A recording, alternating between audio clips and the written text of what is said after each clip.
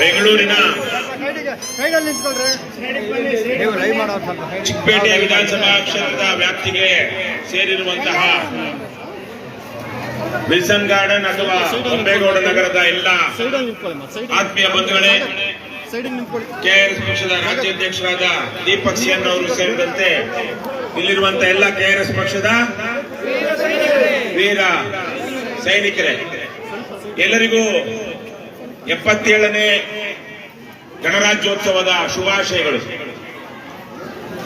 77 ವರ್ಷಗಳ ಹಿಂದೆ ಅಂದರೆ 1950ನೇ ಇಸ್ವಿ ಜನವರಿ 26ನೇ ತಾರೀಕು ನಮ್ಮ ರಾಷ್ಟ್ರ ನಿರ್ಮಾತೃಗಳು, ಆವತ್ತಿದ್ದಂತಹ ನಮ್ಮ ನಾಯಕರುಗಳು ಸಂವಿಧಾನವನ್ನು ಅಳವಡಿಸಿಕೊಂಡು ಈ ದೇಶಕ್ಕೆ ಪ್ರಜಾಪ್ರಭುತ್ವವನ್ನ ಜಾರಿ ಮಾಡದೇ ಇದ್ದಿದ್ರೆ ಬಹುಶಃ ನಾವ್ಯಾರು ಇಲ್ಲಿ ಇರ್ತಾ ಇರಲಿಲ್ಲ. ಮತ್ತು ಇವತ್ತು ಯಾವ ಒಂದು ಸಾಮಾಜಿಕ ನ್ಯಾಯ, ಆರ್ಥಿಕ ಅಭಿವೃದ್ಧಿ, ಸಾಮಾಜಿಕ ಅಸಮಾನತೆಗಳ ವಿರುದ್ಧ ಹೋರಾಡ್ತಿರುವಂತದ್ದು ಈ ತರಹದ್ದು ಯಾವುದೂ ಆಗದೆ ಹಿಂದೆ ಭಾರತ ಏನು ಕಗ್ಗತ್ತಲ ದಿನಗಳಲ್ಲಿ ಯಾವೆಲ್ಲ ರೀತಿಯಲ್ಲಿ ಜಾತೀಯತೆ, ಅವೈಚಾರಿಕತೆ, ಮೂಢನಂಬಿಕೆ, ಪಾಳೆಗಾರಿಕೆ, ಸರ್ವಾಧಿಕಾರ ಈ ತರಹದ ಕೆಟ್ಟ ರೀತಿಯಲ್ಲಿ ಬದುಕ್ತಾ ಇತ್ತು, ಅದೇ ರೀತಿಯಲ್ಲೇ ನಾವು ಬದುಕಬೇಕಾಗಿತ್ತು. ಈ ದೇಶಕ್ಕೆ ಸ್ವಾತಂತ್ರ್ಯ ಬಂದಾಗ ಅನೇಕ ತೃತೀಯ ಜಗತ್ತಿನ ದೇಶಗಳು ಸಹ ಸ್ವಾತಂತ್ರ್ಯ ಪಡ್ಕೊಂಡು ಇವತ್ತಿರುವಂತಹ ಬಾಂಗ್ಲಾದೇಶ ಮತ್ತು ಪಾಕಿಸ್ತಾನ ಎರಡೂ ಸೇರಿ ಅದು ಪಾಕಿಸ್ತಾನ ಅಂತ ಇತ್ತು. 1971ನೇ ಇಸ್ವಿಯಲ್ಲಿ ಇವತ್ತಿರುವಂತಹ ಬಂಗಾಳಿ ಮಾತನಾಡುವಂತಹ ಬಾಂಗ್ಲಾದೇಶದವರು ಅವರು ಈ ಉರ್ದು ಮಾತನಾಡುವಂತಹ ಪಾಕಿಸ್ತಾನ, ಪಶ್ಚಿಮ ಪಾಕಿಸ್ತಾನ, ಇವತ್ತಿನ ಪಾಕಿಸ್ತಾನ ಏನಿದೆ ಅವರು ನಮ್ಮ ಮೇಲೆ ದಬ್ಬಾಳಿಕೆ ಮಾಡ್ತಾ ಇದ್ದಾರೆ. ನಾವು ಪಾಕಿಸ್ತಾನವೇ, ಆದರೆ ಬಂಗಾಳಿ ಮಾತನಾಡದ ಉರ್ದು ಮಾತನಾಡುವಂತ ಪಾಕಿಸ್ತಾನಿಯರ ಆರ್ಭಟ, ದೌರ್ಜನ್ಯ ಜಾಸ್ತಿ ಆಗಿದೆ ಅಂತೇಳಿ ಆ ಬಂಗಾಳಿ ಮಾತನಾಡುವಂತಹ ಪೂರ್ವ ಪಾಕಿಸ್ತಾನಿಯರು ದಂಗೆ ಎದ್ದು ಆಗಿನ ಪ್ರಧಾನಿಯಾಗಿದ್ದಂತ ಇಂದಿರಾ ಗಾಂಧಿ ಅವರು ಒಂದಷ್ಟು ಸಹಾಯ ಮಾಡಿದ ಕಾರಣಕ್ಕಾಗಿ ಅದು ಬಾಂಗ್ಲಾದೇಶ ಆಯಿತು. ಆದ್ರೆ ನಾವು ನೋಡಿದಾಗ ಅದು ಇವತ್ತಿನ ಬಾಂಗ್ಲಾದೇಶ ಇರಬಹುದು, ಇವತ್ತಿನ ಪಾಕಿಸ್ತಾನ ಇರಬಹುದು, ಭಾರತದ ಅವಿಭಾಜ್ಯ ಭಾರತದ ಅವಿಭಜಿತ ಭಾರತದ ಭಾಗವಾಗಿದ್ದವರು ಇವತ್ತು ಅಲ್ಲಿರುವಂತಹ ಸ್ಥಿತಿಗೂ ನಮ್ಮ ಭಾರತದಲ್ಲಿರುವಂತಹ ಸ್ಥಿತಿಗೂ ಅಜಗಜಾಂತರ ವ್ಯತ್ಯಾಸ ಇದೆ.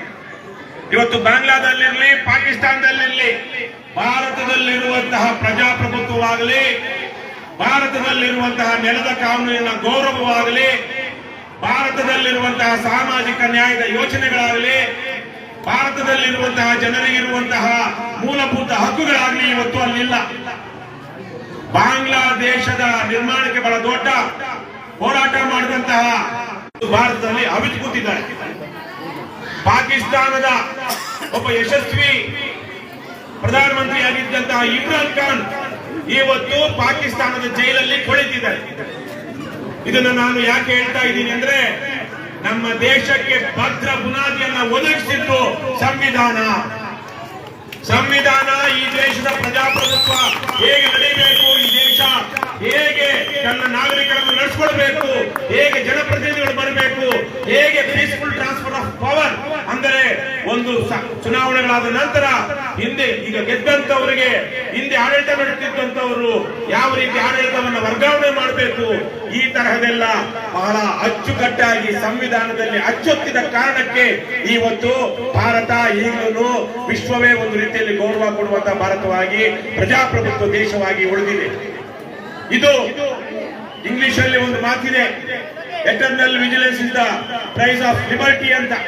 ಅಂದ್ರೆ ನಾವು ಸದಾ ನಾಗರಿಕರು ಸದಾ ಎಚ್ಚರಿಕೆಯಿಂದ ಇದ್ರೆ ಮಾತ್ರ ನಮ್ಮ ಸ್ವಾತಂತ್ರ್ಯ, ಪ್ರಜಾಪ್ರಭುತ್ವ, ಆಡಳಿತ ವ್ಯವಸ್ಥೆ ಉಳಿಯುತ್ತೆ, ಇಲ್ಲಾಂದ್ರೆ ಅರಾಜಕತೆ ಬರುತ್ತೆ ಅಂತ. ಆ ನಿಟ್ಟಿನಲ್ಲಿ ದೇಶವಾಸಿಗಳು ಬಹಳ ಎಚ್ಚರಿಕೆಯಿಂದ ನಮ್ಮ ದೇಶದ ಸಂವಿಧಾನವನ್ನು ಉಳಿಸಿಕೊಳ್ಳುವಂತಹ, ನಮ್ಮ ದೇಶದ ಸ್ವಾತಂತ್ರ್ಯವನ್ನು ಉಳಿಸಿಕೊಳ್ಳುವಂತಹ, ನಮ್ಮ ದೇಶದ ಪ್ರಜಾಪ್ರಭುತ್ವವನ್ನು ಉಳಿಸಿಕೊಳ್ಳುವಂತಹ ನಿಟ್ಟಿನಲ್ಲಿ ಸದಾ ಜಾಗೃತವಾಗಿರಬೇಕು, ಎಚ್ಚರಿಕೆಯಿಂದ ಇರಬೇಕು. ದಡ್ಡರನ್ನ ಮೂರ್ಖರನ್ನ, ಬಡವರನ್ನ, ಅವಿದ್ಯಾವಂತರನ್ನ ಬಹಳ ಸುಲಭವಾಗಿ ಮೋಸ ಮಾಡಬಹುದು, ಬಹಳ ಸುಲಭವಾಗಿ ದಾರಿ ತಪ್ಪಿಸಬಹುದು. ಹಾಗಾಗಿ ಬಡವರು, ಅವಿದ್ಯಾವಂತರು, ಅವೈಚಾರಿಕತೆ ಇರುವಂತವರ ಸಂಖ್ಯೆ ದಿನದಿಂದ ದಿನಕ್ಕೆ ಕಡಿಮೆ ಆಗ್ತಾ ಹೋಗ್ಬೇಕು. ಅವರಲ್ಲಿ ವೈಚಾರಿಕತೆ ತರಬೇಕು, ಅವರಲ್ಲಿ ಜ್ಞಾನ ಕೊಡಬೇಕು, ಅವರಿಗೆ ಆರ್ಥಿಕ ಚೈತನ್ಯ ಕೊಡಬೇಕು. ಇಡೀ ದೇಶದ ಪ್ರತಿಯೊಬ್ಬ ನಾಗರಿಕರಿಗೂ ನಮ್ಮ ದೇಶದ ಬಗ್ಗೆ, ಈ ದೇಶದ ಆಡಳಿತ ವ್ಯವಸ್ಥೆಯ ಬಗ್ಗೆ, ನಾವು ಕಟ್ಕೊಂಡಿರುವ ವ್ಯವಸ್ಥೆಯ ಬಗ್ಗೆ, ನಮ್ಮ ರಾಷ್ಟ್ರ ನಿರ್ಮಾತೃಗಳು ನಮಗೆ ಕೊಟ್ಟಂತಹ ಹಕ್ಕುಗಳ ಬಗ್ಗೆ ತಿಳುವಳಿಕೆ ಇರಬೇಕು. ಆಗ ಮಾತ್ರ ಸತ್ಯದ ಸಂದರ್ಭದಲ್ಲಿ ಏನೆಲ್ಲ ನಡೆಯುತ್ತಿರುತ್ತೋ ಈ ದೇಶವನ್ನು ಹಾಳು ಮಾಡುವಂತಹ ಜನ, ಈ ದೇಶವನ್ನು ಹಾಳು ಮಾಡೋದಂದ್ರೆ ಬೇರೆ ಏನೂ ಅಲ್ಲ. ಈ ದೇಶದಲ್ಲಿರುವಂತಹ ಬಡವರಿಗೆ, ಅಸಹಾಯಕರಿಗೆ, ದುರ್ಬಲರಿಗೆ ಏನೆಲ್ಲ ಹಕ್ಕುಗಳಿದೆಯೋ ಅದನ್ನ ಕಿತ್ಕೊಂಡು ಅವರನ್ನ ಶೋಷಣೆ ಮಾಡುವಂತಹದ್ದು, ಅವರನ್ನ ದಾರಿ ತಪ್ಪಿಸುವಂತಹದ್ದು, ಅವರನ್ನ ಕೊಲ್ಲುವಂತಹದ್ದು, ಅವರಿಗೆ ಅನ್ಯಾಯ ಮಾಡುವಂತಹದ್ದು, ಅದು ಒಂದು ದೇಶವನ್ನ ದಾರಿ ತಪ್ಪಿಸೋದು ಅಂದ್ರೆ. ಹಾಗಾಗಿ ಅಂತಹ ದಾರಿ ತಪ್ಪಿಸದ ರೀತಿಯಲ್ಲಿ ನಾವು ಸದಾ ಜಾಗೃತರಾಗಿರ್ಬೇಕು. ಭಾರತಕ್ಕೆ ಬಹಳ ದೊಡ್ಡ ಇತಿಹಾಸವಿದೆ, ಆದರೆ ಪ್ರಜಾಪ್ರಭುತ್ವ ಸ್ವತಂತ್ರ ಭಾರತಕ್ಕೆ ಕೇವಲ 77 ವರ್ಷಗಳ ಇತಿಹಾಸ, 47ರಿಂದ ಅನ್ಕೊಂಡ್ರೆ ಸುಮಾರು 80 ವರ್ಷಗಳ ಇತಿಹಾಸ. ಆದರೆ ಸಂವಿಧಾನವನ್ನು ಅಳವಡಿಸಿಕೊಂಡ ಮೇಲೆ ಬಂದಂತಹ ಭಾರತ ಬಹಳ ಶ್ರೇಷ್ಠವಾದ ಭಾರತ. ಯಾಕೆಂದ್ರೆ ನಮ್ಮಲ್ಲಿ ಈಗ ಬಹಳ ಜನ ಹೇಳ್ತಾರೆ SOP ಅಂತಾರೆ, ಸ್ಟ್ಯಾಂಡರ್ಡ್ ಆಪರೇಟಿಂಗ್ ಪ್ರೊಸೀಜರ್. ಅಂದ್ರೆ ಯಾವ ರೀತಿ ನಿಯಮಗಳ ಪ್ರಕಾರ ನಾವು ನಡ್ಕೊಳ್ಬೇಕು, ದೇಶ ನಡೆಸಬೇಕು ಅನ್ನುವಂಥದ್ದು. ಸಂವಿಧಾನವೇ ನಮ್ಮ SOP. ಭಾರತದ ಅಂಬೇಡ್ಕರ್ ಪ್ರಣೀತ ಏನು ಸಂವಿಧಾನ ಶಿಲ್ಪಿ ಅಂಬೇಡ್ಕರ್ ಅವರು ರಚನೆ ಮಾಡಿ, ಅವರು ಮತ್ತವರ ಕರಡು ಸಮಿತಿ, ಸಂವಿಧಾನ ಕರಡು ಸಮಿತಿ ಅವರೆಲ್ಲ ಸೇರಿ ರಚನೆ ಮಾಡಿ ನೂರಾರು ದಿನಗಳ ಕಾಲ ಚರ್ಚೆ ಮಾಡಿ ಒಂದು ಸಂವಿಧಾನವನ್ನು ದೇಶಕ್ಕೆ ಅರ್ಪಣೆ ಮಾಡಿದಲ್ವಾ, ಆ ಸಂವಿಧಾನವೇ ನಮ್ಮ ದೇಶದ SOP, ನಮ್ಮ SOP. ಅದರ ಮೂಲಕವೇ ಇವತ್ತು ದೇಶ ನಡೀತಾ ಇದೆ. ಬಹಳ ದೂರ ಬಂದಿದ್ದೀವಿ, ನಾವು ಸಾಗು ಬಂದಿದ್ದೀವಿ.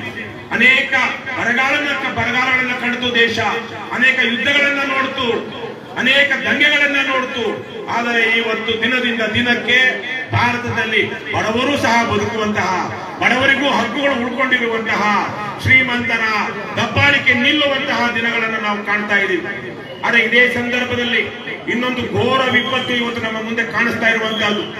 ಒಂದು ಕಡೆ ಮತಗಳ ನಡುವೆ, ಕೋಮುಗಳ ನಡುವೆ, ಜಾತಿಗಳ ನಡುವೆ ಎತ್ತಿಕಟ್ಟಿ ಹಿಂಸಾಚಾರಕ್ಕೆ ಮುಂದಾಗುವಂತಹ ಒಂದು ಭವಿಷ್ಯ, ಕರಾಳ ಭವಿಷ್ಯ ನಮ್ಮ ಮುಂದೆ ಇದ್ರೆ, ಇನ್ನೊಂದು ಕಡೆ ಪ್ರಜಾಪ್ರಭುತ್ವ ಅನ್ನುವಂತಹ ಒಂದು ನಾಮಕಾವಸ್ಥೆ ಆಗ್ತಾ ಇರುವಂತಹ ದಿನಗಳನ್ನು ನಾವು ನೋಡ್ತಾ ಇದ್ದೀವಿ. ಇವತ್ತು ಕರ್ನಾಟಕದ ವಿಚಾರಕ್ಕೆ ತಗೊಂಡ್ರೆ ಇಲ್ಲಿ ಚುನಾವಣೆಗಳು ಭ್ರಷ್ಟವಾಗಿದೆ. ಬಡವರಿಗೆ ಅಥವಾ ವಿದ್ಯಾವಂತರಿಗೆ ಅಥವಾ ದುರಾಸೆ ಇರುವಂತವರಿಗೆ, ಗಂಡಸರಿಗೆ ಲಿಕ್ಕರು, ಹೆಂಗಸರಿಗೆ ಕುಕ್ಕರು ಕೊಟ್ಟು, ಇವತ್ತು ದುಡ್ಡು ಕೊಟ್ಟು, ಹಣ ಹೆಂಡ ಕೊಟ್ಟು ಬಿರಿಯಾನಿ ತಿನ್ನಿಸಿ ಓಟುಗಳನ್ನ ಕೊಂಡುಕೊಳ್ತಾ ಇದ್ದಾರೆ. ಆ ಓಟುಗಳನ್ನ ಯಾರು ಕೊಂಡುಕೊಳ್ತಾ ಇದ್ದಾರೆ ಅಂದ್ರೆ, ಯಾರ ಹತ್ರ ಕಪ್ಪು ಹಣ ಇದೆಯೋ, ಯಾರು ಕಳ ಕೆಲಸಗಳನ್ನ ಮಾಡ್ತಾರೋ, ಯಾರು ಭ್ರಷ್ಟಾಚಾರ ಮಾಡ್ತಾರೋ, ಯಾರು ಸಾರ್ವಜನಿಕರ ಸಂಪತ್ತನ್ನ ಲೂಟಿ ಮಾಡ್ತಾರೋ ಅಂತಹ ಖದೀಮರ, ಅಪರಾಧಿಗಳ, ದೇಶದ್ರೋಹಿಗಳ ಕೈಯಲ್ಲಿ ಇವತ್ತು ಆ ಕಪ್ಪು ಹಣ ಇದೆ. ಆ ಕಪ್ಪು ಹಣವನ್ನ ಅವರು ಮಾತ್ರ ಖರ್ಚು ಮಾಡೋದಕ್ಕಾಗುತ್ತೆ. ಚುನಾವಣೆಗಳಲ್ಲಿ ನ್ಯಾಯವಾಗಿ ಸಂಪಾದನೆ ಮಾಡಿರುವಂತವರು, ವಿದ್ಯಾವಂತರಾಗಿರುವಂತವರು, ಪ್ರಜ್ಞಾವಂತರಾಗಿರುವಂತವರು ಇವತ್ತು ಅಂತಹ ದುಷ್ಕೃತ್ಯಕ್ಕೆ ಹೋಗೋದಿಲ್ಲ. ಅಪರಾಧಿಗಳು, ಲಫಂಗರು, ದೇಶದ್ರೋಹಿಗಳು ಮಾತ್ರ ಇವತ್ತು ಚುನಾವಣೆಗಳಲ್ಲಿ ಹಣ ಹೆಂಡ ಹಂಚಿ ಚುನಾವಣೆಗಳನ್ನು ಗೆಲ್ಲುವಂತ ಸ್ಥಿತಿ ಬಂದಿದೆ. ಕರ್ನಾಟಕದ ಸ್ಥಿತಿ ನೋಡಿದ್ರೆ ಒಂದು ಕೇವಲ 150 ಕುಟುಂಬಗಳು, ಹಬ್ಬ ಬಂದ್ರೆ ಒಂದು 200 ಕುಟುಂಬಗಳು ಇಡೀ ರಾಜ್ಯದ ರಾಜಕೀಯ ಅಧಿಕಾರವನ್ನ ಕೈಯಲ್ಲಿ ಹಿಡ್ಕೊಂಡಿವೆ. ಅವರಿಗೇನೆ ಎಲ್ಲ 40%, 50%, 60% ಕಮಿಷನ್. ಈ ರಸ್ತೆ ಮಾಡಿದ್ರೆ, ಚರಂಡಿ ಮಾಡಿದ್ರೆ, ಏರ್ಪೋರ್ಟ್ ಮಾಡಿದ್ರೆ, ಯಾವುದೇ ಕೆಲಸ ಮಾಡಿ, ಸರ್ಕಾರಿ ಕೆಲಸ, ಅದರಲ್ಲಿ ಅವರಿಗೆ ಕಮಿಷನ್ ಹೋಗುತ್ತೆ. ಆ ಭ್ರಷ್ಟರಿಗೆ, ದುಷ್ಟರಿಗೆ ಟ್ರಾನ್ಸ್ಫರ್ ದಂಧೆ. ಇವತ್ತು ಪೊಲೀಸರು ಯಾಕೆ ಹೀಗೆ ಜನಪೀಡಕರಾಗಿದ್ದಾರೆ ಅಂದ್ರೆ, 1 ಕೋಟಿ, 2 ಕೋಟಿ, 3 ಕೋಟಿ ಕೊಟ್ಟು ವಿಲ್ಸನ್ ಗಾರ್ಡನ್ ಪೊಲೀಸ್ ಸ್ಟೇಷನ್ಗೂ, ಉಪ್ಪಾರಪೇಟೆ ಪೊಲೀಸ್ ಸ್ಟೇಷನ್ಗೂ, ಬಸವನಗುಡಿ ಪೊಲೀಸ್ ಸ್ಟೇಷನ್ಗೂ, ಇನ್ಯಾವುದೋ ಪೊಲೀಸ್ ಸ್ಟೇಷನ್ಗೂ ಇನ್ಸ್ಪೆಕ್ಟರ್ ಆಗಿ ಬರಬೇಕು ಅಂದ್ರೆ 1 ಕೋಟಿ, 2 ಕೋಟಿ, 3 ಕೋಟಿ. ಅವನು ಹೋಮ್ ಮಿನಿಸ್ಟರ್ ಇರಬಹುದು, ಮುಖ್ಯಮಂತ್ರಿ ಇರಬಹುದು, ಮುಖ್ಯಮಂತ್ರಿಯ ಮಕ್ಕಳಿರಬಹುದು, MLA ಇರಬಹುದು, ಅವರಿಗೆ ಕೊಟ್ರೆ ಮಾತ್ರ ಇವತ್ತು ಪೋಸ್ಟಿಂಗ್ ಸಿಗ್ತಾ ಇದೆ. ಅದಕ್ಕಾಗಿನೇ ಪೊಲೀಸರು ಇವತ್ತು ವೇಶ್ಯಾವಾಟಿಕೆಯನ್ನು ಅವರೇ ನಡೆಸ್ತಾರೆ, ಕಳ್ಳರನ್ನು ಅವರೇ ನೇಮಕ ಮಾಡ್ಕೊಂಡಿದ್ದಾರೆ. ಇಂತಹ ಸ್ಥಿತಿಯನ್ನ ಇವತ್ತು ನಾವು ನೋಡ್ತಾ ಇದ್ದೀವಿ. ಈ ಕಳ್ಳ ಮಾರ್ಗದಲ್ಲಿ ದುಷ್ಟ ಮಾರ್ಗದಲ್ಲಿ ದುಡ್ಡು ಮಾಡಿದಂತಹ ಭ್ರಷ್ಟ ರಾಜಕಾರಣಿಗಳು ಚುನಾವಣೆಯಲ್ಲೂ ಅದನ್ನ ಖರ್ಚು ಮಾಡುವಂತಹ ತಾಕತ್ತು ಅವ್ರು ಮಾತ್ರ ಇಟ್ಕೊಂಡಿರೋದ್ರಿಂದ ಇಲ್ಲಿ ಜನಪರವಾಗಿರುವಂತವರು ಜನಹಿತಕ್ಕಾಗಿ ಕೆಲಸ ಮಾಡುವಂತವರಿಗೆ ಚುನಾವಣೆಗಳಲ್ಲಿ ಗೆಲ್ಲುವಂತಹ ಅವಕಾಶ ಸಿಗ್ತಾ ಇಲ್ಲ. ಈ ನಿಟ್ಟಿನಲ್ಲಿ ಕರ್ನಾಟಕ ರಾಷ್ಟ್ರ ಸಮಿತಿ ಪಕ್ಷ ಕಳೆದ 7 ವರ್ಷಗಳಲ್ಲಿ ರಾಜ್ಯದಲ್ಲಿ ಒಂದು ಕ್ರಾಂತಿಯನ್ನೇ ಮಾಡಿದೆ. ಕರ್ನಾಟಕ ರಾಷ್ಟ್ರ ಸಮಿತಿ ಪಕ್ಷ ಜೆಡಿಎಸ್ನವನಾಗ್ಲಿ ಕಾಂಗ್ರೆಸ್ನವನಾಗ್ಲಿ ಬಿಜೆಪಿಯವನಾಗ್ಲಿ ಜೆಸಿಬಿ ಅಂತ ನಾವೇನ್ ಹೇಳ್ತೀವಿ, ಈ ಜೆಸಿಬಿ ಪಕ್ಷಗಳ ಯಾವ ಕಾರ್ಯಕರ್ತರು ಸರ್ಕಾರಿ ಅಧಿಕಾರಿಗಳ ಲಂಚಕೋರತನ, ಭ್ರಷ್ಟಾಚಾರ, ಕಮಿಷನ್ನು, ದುರಾಡಳಿತದ ವಿರುದ್ಧ ಧ್ವನಿ ಎತ್ತುವಂತಹ ಯಾವ ನೈತಿಕತೆಯನ್ನು ಹೊಂದಿಲ್ಲ, ಆ ಧೈರ್ಯವನ್ನು ಹೊಂದಿಲ್ಲ, ಆ ಭಾವನೆಯನ್ನು ಹೊಂದಿಲ್ಲ. ಆದರೆ ಕರ್ನಾಟಕ ರಾಷ್ಟ್ರ ಸಮಿತಿ ಪಕ್ಷದ ಸೈನಿಕರು ಇವತ್ತು ಈ ಕೆಂಪು ಹಳದಿ ಟಿ ಶರ್ಟ್ ಹಾಕೊಂಡು ಹೋಗ್ತಾ ಇದ್ರೆ ಲಂಚಕೋರ ಪೊಲೀಸು ಕೂಡ ಚಡ್ಡಿ ಒದ್ದೆ ಮಾಡ್ಕೊಳ್ತಾನೆ. ಸರ್ಕಾರಿ ಕಚೇರಿಗೆ ಒಬ್ಬ ಸೈನಿಕ ಹೋದಾದ್ರೆ ಇಡೀ ಕಚೇರಿ ದಕ್ಷವಾಗಿ ಕೆಲಸ ಮಾಡೋದಕ್ಕೆ ಆರಂಭ ಮಾಡುತ್ತೆ. ಇವತ್ತು ರಾಜ್ಯದಲ್ಲಿ ಸಾವಿರಗಳ ಸಂಖ್ಯೆಯಲ್ಲೇ ಇದ್ರೂ ಕೆಆರ್ಎಸ್ ಪಕ್ಷದ ಸೈನಿಕರು ಇವತ್ತು ರಾಜ್ಯದಲ್ಲಿ ಒಂದು ಸಂಚಲನವನ್ನು ಉಂಟು ಮಾಡಿದ್ದಾರೆ. ಪ್ರಜಾಪ್ರಭುತ್ವ ಅಂದ್ರೆ ಏನು, ಯಾರು ಇದರ ಸ್ಟೇಕ್ ಹೋಲ್ಡರ್ಸ್, ಪಾಲುದಾರರು, ಜನರಿಗಾಗಿ ಕೆಲಸ ಮಾಡ್ತಿರುವಂತಹ ಏಕೈಕ ಪಕ್ಷ ಅಂದ್ರೆ ಕೆಆರ್ಎಸ್ ಪಕ್ಷ ಅನ್ನುವಂತ ಭಾವನೆ ಇವತ್ತು ಜನಸಾಮಾನ್ಯರಿಗೆ ಬರುವ ಹಾಗೆ ಮಾಡಿದ್ದಾರೆ. ಇವತ್ತು ಇಲ್ಲಿ ಬಹುಶಃ ಈ ವಿಲ್ಸನ್ ಗಾರ್ಡನ್ ಈ ಭಾಗದಲ್ಲಿ ಈ ತರಹದ ಒಂದು ಗಣರಾಜ್ಯೋತ್ಸವ ದಿನಾಚರಣೆ, ಈ ತರಹದ ಒಂದು ಜನಜಾಗೃತಿ ಕಾರ್ಯಕ್ರಮ ಬಹುಶಃ ಈ ಭಾಗದಲ್ಲಿ ಇಲ್ಲಿಯ ತನಕ ಆಗಿಲ್ಲ ಅಂತ ನನ್ನ ಭಾವನೆ. ಇವತ್ತು ಅದು ಕಾರಣ ಕರ್ನಾಟಕ ರಾಜ್ಯ ಸಮಿತಿ ಪಕ್ಷ. ಕರ್ನಾಟಕ ರಾಜ್ಯ ಸಮಿತಿ ಪಕ್ಷದ ಕೆಲಸವನ್ನು ನೋಡಿ ಸಿದ್ಧಾರ್ಥ ತರದವರು, ಪ್ರಭು ತರದವರು, ಇಲ್ಲಿರುವಂತಹ ಅನೇಕ ಸ್ಥಳೀಯರು, ನಮ್ಮ ರೋಲ್ಯಾಂಡ್ ಹಿಂದೆ ಚುನಾವಣೆ ನಿಂತಿದ್ರು, ಅವರೆಲ್ಲ ಸೇರಿ ಇಲ್ಲಿ ಮಾಡಿರುವ ಕೆಲಸದಿಂದಾಗಿ ಇವತ್ತು ಈ ಭಾಗಕ್ಕೂ ಕರ್ನಾಟಕ ರಾಷ್ಟ್ರ ಸಮಿತಿ ಪಕ್ಷ ಬಂದಿದೆ. ಇನ್ನು ಮೇಲೆ ನೀವು ಭಯ ಅನ್ನೋದನ್ನ ಒಂದನ್ನ ಬಿಟ್ರೆ, ಪುಕ್ಕಲತನ ಇಟ್ಕೊಳ್ಳದೆ ಇದ್ರೆ ನೀವು ಯಾವುದೇ ಬಿಬಿಎಂಪಿ ಆಫೀಸಲ್ಲಿ ಲಂಚ ಕೊಡಬೇಕಾಗಿಲ್ಲ. ಅದು ಕ್ಯಾಸ್ಟ್ ಸರ್ಟಿಫಿಕೇಟ್ ಇರಬಹುದು, ಇನ್ಕಮ್ ಸರ್ಟಿಫಿಕೇಟ್ ಇರಬಹುದು, ಬಿಪಿಎಲ್ ಕಾರ್ಡ್ ಇರಬಹುದು, ಯಾವುದೇ ಸರ್ಕಾರಿ ಸೌಲಭ್ಯಕ್ಕಾಗಿ ನೀವು ಕಂದಾಯ ಇಲಾಖೆಗಾಗ್ಲಿ ಬಿಬಿಎಂಪಿ ಕಚೇರಿಗಾಗ್ಲಿ ಹೋಗಿ ಲಂಚ ಕೊಡಬೇಕಾಗಿಲ್ಲ. ನಿಮಗೆ ಅನ್ನಭಾಗ್ಯ ಯೋಜನೆಯಲ್ಲಿ ಒಂದೇ 1 ಕೆಜಿ ಹೆಚ್ಚು ಕಮ್ಮಿ ಆಗದೆ ನಿಮಗೆ ಅಕ್ಕಿ ಸಿಗುತ್ತೆ. ನಿಮ್ಮನ್ನ ಅದು ವಿಲ್ಸನ್ ಗಾರ್ಡನ್ ಪೊಲೀಸ್ ಸ್ಟೇಷನ್ ಅವರು ಅಥವಾ ಆರ್ಗೋಡಿ ಪೊಲೀಸ್ ಸ್ಟೇಷನ್ ಅವರು, ಇನ್ಯಾವ ಪೊಲೀಸ್ ಸ್ಟೇಷನ್ ಹತ್ರ ಇದೆ, ಅರಸೂರ್ಗೆ ಪೊಲೀಸ್ ಸ್ಟೇಷನ್ ಅವರು ಬಂದು ಸುಮ್ನೆ ನಿಮ್ ಹುಡುಗರನ್ನ ಹೇಳ್ಕೊಂಡು ಹೋಗೋದಿಕ್ಕಾಗೋದಿಲ್ಲ.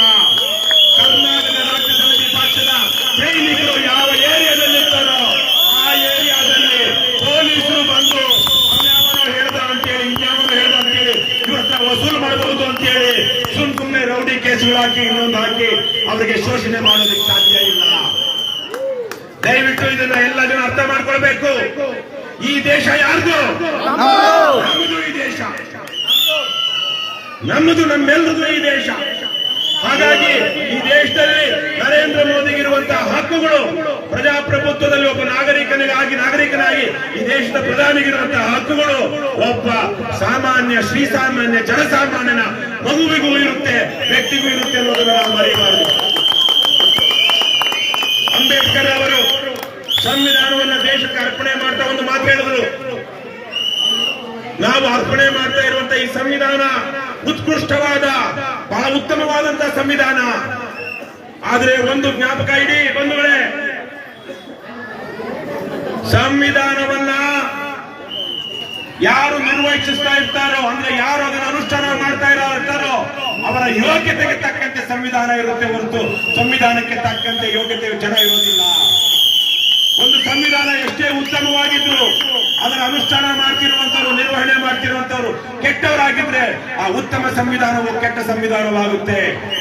ಒಂದು ಸಂವಿಧಾನ ಎಷ್ಟೇ ಕೆಟ್ಟದಾಗಿರ್ಲಿ ಆವತ್ತಿನ ಸಂದರ್ಭದಲ್ಲಿ ಅದನ್ನು ನಿರ್ವಹಿಸುವಂತವರು ಒಳ್ಳೆಯವರಾಗಿದ್ರೆ ಆ ಕೆಟ್ಟ ಸಂವಿಧಾನವನ್ನು ಒಳ್ಳೆಯ ಸಂವಿಧಾನವನ್ನಾಗಿ ಮಾಡಬಹುದು ಅಂತ ಅಂಬೇಡ್ಕರ್ ಅವರು ಆವತ್ತೇ ಹೇಳಿದರು.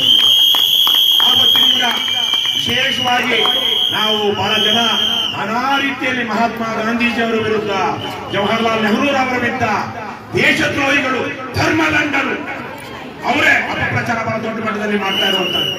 ಆ ಸಂವಿಧಾನವನ್ನ ಬಹಳ ಅದು ಅದ್ಭುತವಾಗಿ ಅನುಷ್ಠಾನ ಮಾಡಿ ಅದನ್ನ ಪ್ರಜಾಪ್ರಭುತ್ವದ ಮೂಲ ಮೌಲ್ಯಗಳನ್ನ ಜನರಿಗೆ ತಿಳಿಸಿದಂತವರು ಜವಾಹರ್ಲಾಲ್ ನೆಹರೂರವರು. ಆದರೆ ಕಳೆದ 20-30 ವರ್ಷಗಳಲ್ಲಿ ನಮ್ಮ ಜನಪ್ರತಿನಿಧಿಗಳಾಗಿರುವಂತವರು ಕಳ್ಳರು, ಖದೀಮರು, ಲಫಂಗರು, ಸಮಾಜ ದ್ರೋಹಿಗಳು ಆಗಿದ್ದಾರೆ. ಯಾರವ್ರನ್ನ ಗೆಲ್ಲಿಸ್ತಾ ಇರುವಂತದ್ದು? ಯಾರನ್ನ? ಯಾರು ಅವರಿಗೆ? ನಾವೇ ಓಟ್ ಹಾಕ್ತಾ ಇದ್ದೇವೆ. ಹಾಗಾಗಿ ಅಂತ ಕೆಟ್ಟವರು ನಿರ್ವಹಿಸುವಂತ ಸಂವಿಧಾನ ಒಳ್ಳೆಯ ಸಂವಿಧಾನ ಆಗೋದಕ್ಕೆ ಸಾಧ್ಯವಾ?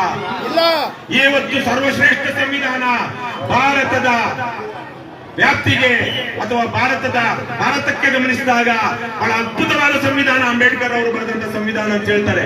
ಮತ್ತೆ ಅಂತಹ ಸಂವಿಧಾನ ಇರುವಾಗ ಯಾಕೆ ಈ ಮಟ್ಟದ ಅನಾಚಾರ, ಯಾಕೆ ಈ ಮಟ್ಟದ ದುರಾಚಾರ, ಯಾಕೆ ಈ ಮಟ್ಟದ ಭ್ರಷ್ಟಾಚಾರ? ಯಾಕೆಂದ್ರೆ ಅದನ್ನು ನಿರ್ವಹಿಸುತ್ತಿರುವಂತವರು ಖದೀಮರು, ಕಳ್ಳರು ಆಗಿದ್ದಾರೆ. ಅವರನ್ನ ಗೆಲ್ಲುತ್ತಿರುವಂತವರು ಜನಸಾಮಾನ್ಯರು, ಅವರು ಸಹ ಮೌಲ್ಯಗಳನ್ನ ಮರೆತಿದ್ದಾರೆ. ಅದೇ ನಮ್ಮ ದೊಡ್ಡ ಸವಾಲು. ಆ ಸವಾಲನ್ನ ಮೀರಿಕೊಳ್ಳುವಂತ ಶಕ್ತಿ ದೇಶದ ಎಲ್ಲ ಜನರಿಗೆ, ಅದರಲ್ಲೂ ವಿಶೇಷವಾಗಿ ದೇಶಭಕ್ತರಿಗೆ, ದೇಶ ಪ್ರೇಮಿಗಳಿಗೆ, ನಾಡ ಪ್ರೇಮಿಗಳಿಗೆ ಸಿಗಲಿ. ಕರ್ನಾಟಕದಲ್ಲಿ ಇವತ್ತು ಆ ಕೆಲಸವನ್ನ ಮಾಡ್ತಾ ಇರುವಂತಹ ಏಕೈಕ ಪಕ್ಷ ಕೆಆರ್ಎಸ್ ಪಕ್ಷಕ್ಕೆ, ಕೆಆರ್ಎಸ್ ಸೇನಾನಿಗಳಿಗೆ ಆ ಶಕ್ತಿ ಸಿಗಲಿ. ದುಷ್ಟರನ್ನ, ಸಂವಿಧಾನ ದ್ರೋಹಿಗಳನ್ನ, ಭಾರತದ ದೇಶ ದ್ರೋಹಿಗಳನ್ನ ಎಡೆಮುರಿ ಕಟ್ಟುವಂತಹ, ಅವರಿಗೆ ಪಾಠ ಕಲಿಸುವಂತಹ, ಅವರನ್ನು ಜೈಲಿಗೆ ಹಾಕುವಂತಹ ಶಕ್ತಿಯನ್ನ ಕೆಆರ್ಎಸ್ ಪಕ್ಷದ ಸೈನಿಕರಿಗೆ ಈ ರಾಜ್ಯದ ಜನ ನೀಡಲಿ ಅಂತ ನಾನು ನಿಮ್ಮೆಲ್ಲರಲ್ಲೂ ಕೇಳ್ಕೊಳ್ತಾ, ಭಾರತ ಮಾತೆಗೆ, ಬಾಬಾ ಸಾಹೇಬ್ ಅಂಬೇಡ್ಕರ್ ಅವರಿಗೆ, ಮಹಾತ್ಮ ಗಾಂಧೀಜಿ ಅವರಿಗೆ, ಲಂಚ ಮುಕ್ತ ಕರ್ನಾಟಕ, ಭ್ರಷ್ಟಾಚಾರ ಮುಕ್ತ ಕರ್ನಾಟಕ, ಬಸವಣ್ಣನ ಕಲ್ಯಾಣ ಕರ್ನಾಟಕ, ಕುವೆಂಪುರವರ ಸರ್ವೋದಯ ಕರ್ನಾಟಕ, ಕರ್ನಾಟಕ ರಾಷ್ಟ್ರ ಸಮಿತಿ ಪಕ್ಷಕ್ಕೆ, ಕೆಆರ್ಎಸ್ ಪಾರ್ಟಿಗೆ